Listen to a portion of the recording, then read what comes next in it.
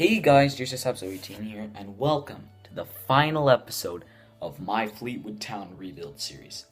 Now, this is the last episode in what has been a very fun series for me, and I think you guys have liked it too. I've had a lot more positive feedback than I usually get.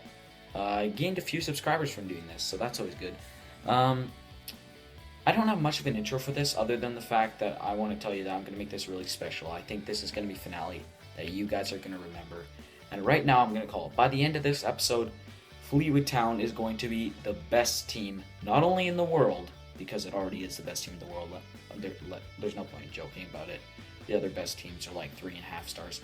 But the best team in history. So, on that bombshell, I'll drop you right into Season 13. Hope you guys enjoy.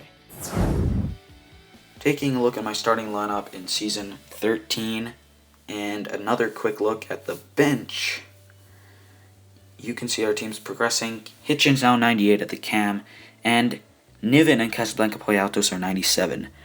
Staunton unfortunately decreased his overall, but Sarascalado went up 1 overall on the wing. Taking another look at our bench, you can see that sadly, Bakali has gone down 1 overall.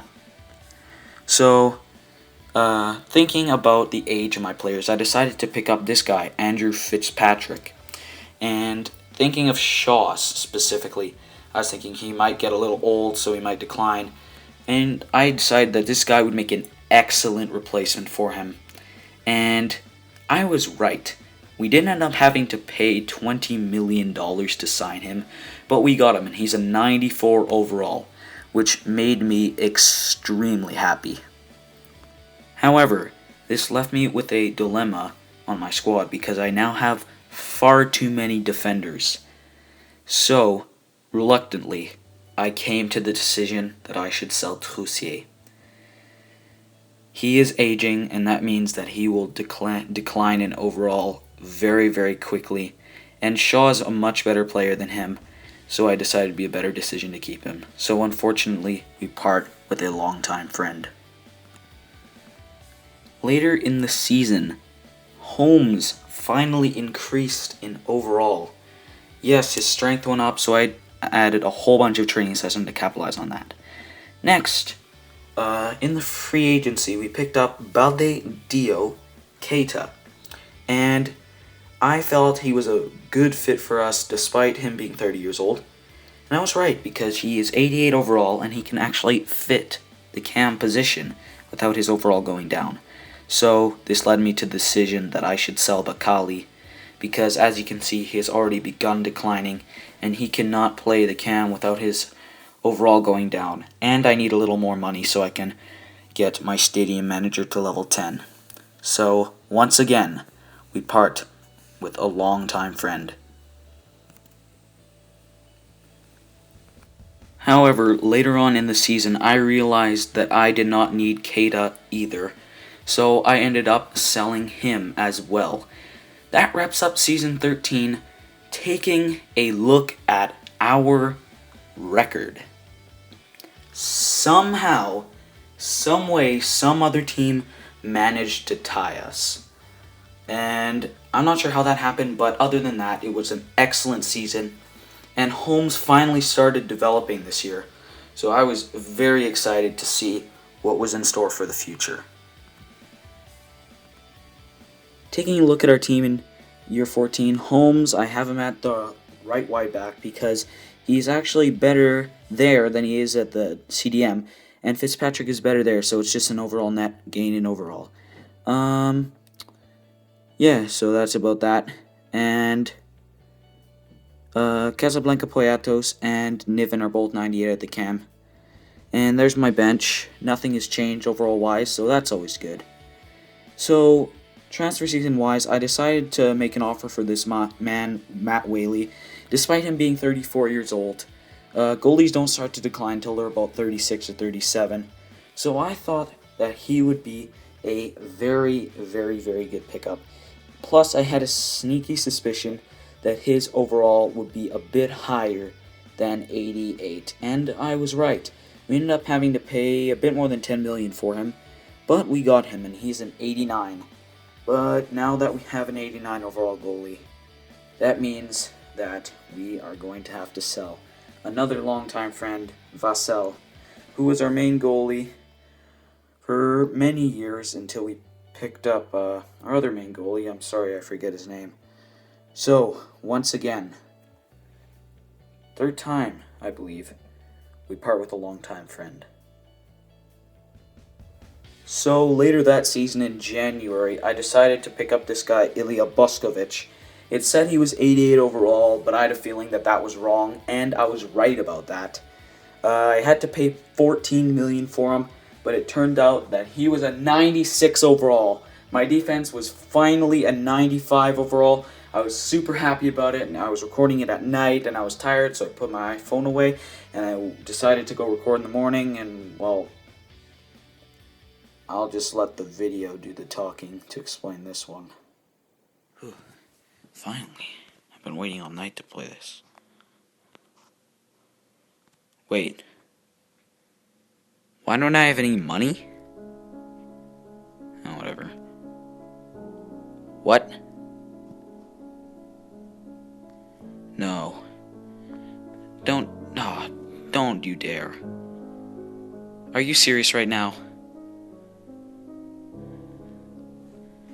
Are you freaking serious?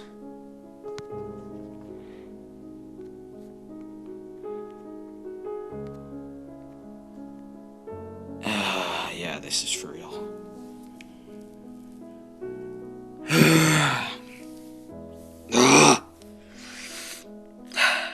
Once this happens, there's no going back. Your file's just gone.